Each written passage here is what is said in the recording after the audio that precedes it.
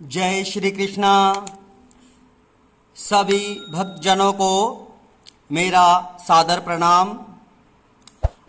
आज हम पुरुषोत्तम मास के 11वें अध्याय की कथा करेंगे। सभी से निवेदन है कि कथा को ध्यानपूर्वक सुने और पूरी सुने और मेरे चैनल को सब्सक्राइब करें।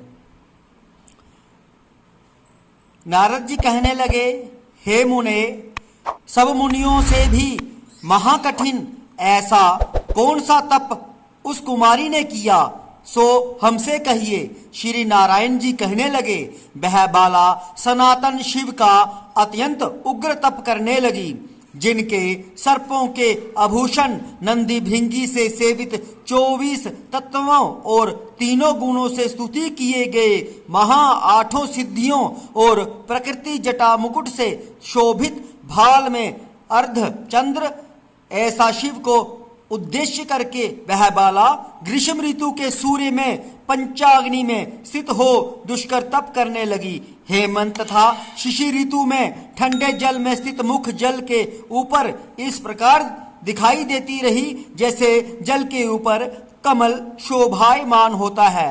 उसका ऐसा उग्र तप देखकर इंद्र महा चिंता को प्राप्त हो गया। हे अर्जुन, सब देवताओं को और महा ऋषियों को सराहने योग्य ऐसे उग्र तप में प्रवृत्त हुई ऋषि कन्या को 9000 वर्ष बीत गए। फिर पार्वती पति शंकर ने इसके तप से प्रसन्न होकर अपना अगोचर रूप दिखाया। उस रूप को देखकर वह कन्या झटपट खड़ी हो गई, मानो उसके देह में प्राण आ गए। तप से उसका शरीर जो दुर्बल हो गया था, मानो हृष्ट पुष्ट हो गया।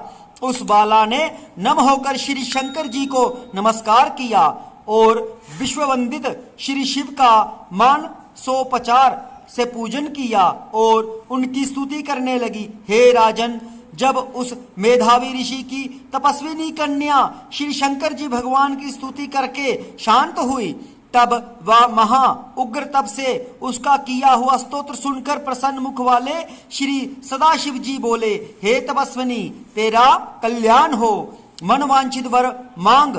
महा आनंद में मगन कुमारी ऐसा सुनकर प्रसन्न हुए शिव जी से ये वचन बोली, हे दीनानाथ, यदि आप मुझ पर प्रसन्न हो तो मुझको पति दीजिए। ऐसा ही वह 5 बार कहकर शांत हो गई। तब शिव जी ने मुनि कन्या को कहने लगे कि हे बाला, तूने जो अपने मुख से कहा है वैसा ही होगा। तूने 5 बार पति मांगा है, सो हे सुंदरी, तेरे 5 पति होंगे। श्री कृष्ण जी कहने लगे, श्री शिव जी के ऐसे अनिति प्रिय वचन सुनकर बाला बोली, हे सदाशिव, एक स्त्री के एक ही पति हो सकता है, कहीं भी स्त्री 5 पतियों वाली न देखी न सुनी।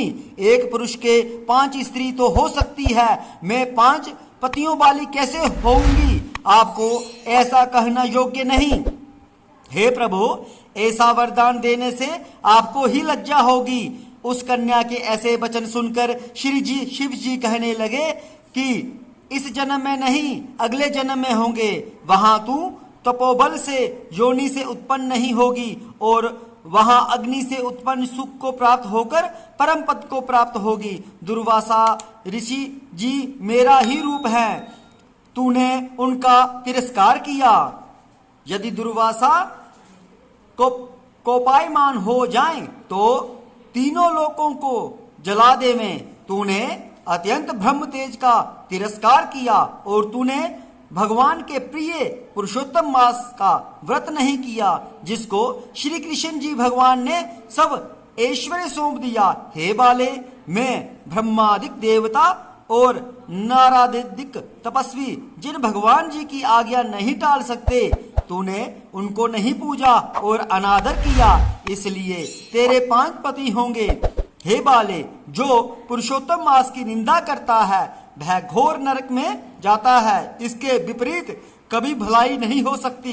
जो पुरुषोत्तम के भक्त हैं वह पुत्र पौत्र और धन से युक्त है। हम सब देवता भी पुरुषोत्तम की सेवा करते हैं। इस प्रकार कहकर श्री नीलकंठ भगवान महादेव जी तत्काल अंतर ध्यान हो गए।